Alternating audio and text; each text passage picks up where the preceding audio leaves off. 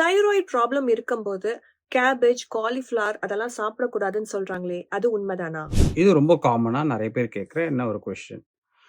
இந்த group of வெஜிடபிள்ஸ்க்கு பேரு தான் நாங்க க்ரூசிஃபெரஸ் வெஜிடபிள்ஸ் சொல்லுவோம்.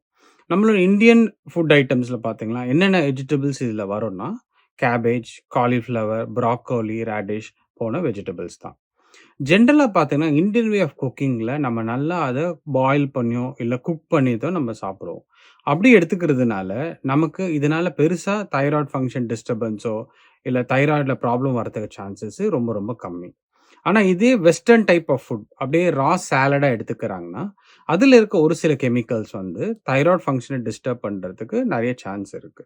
ஆஃப் கோர்ஸ் லிமிட்டேஷன் ரொம்ப முக்கியம். வீக்லி ஒன்ஸ் ஆர் ட்வைஸ் நீங்க எடுத்துக்கிறீங்கன்னா, ஒரு ப்ராப்ளமும் வரப்போறதில்ல.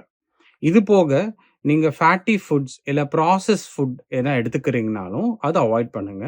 ஏன்னா, இந்த மாரி ஃபுட் ஐட்டம்ஸ் வந்து நம்மளோட பாடி டைஜஷன கொஞ்சம் ஆல்டர் பண்ணி, அதனால தைராய்டு ப்ராப்ளம் வரதுக்கும் வாய்ப்புகள் இருக்கு.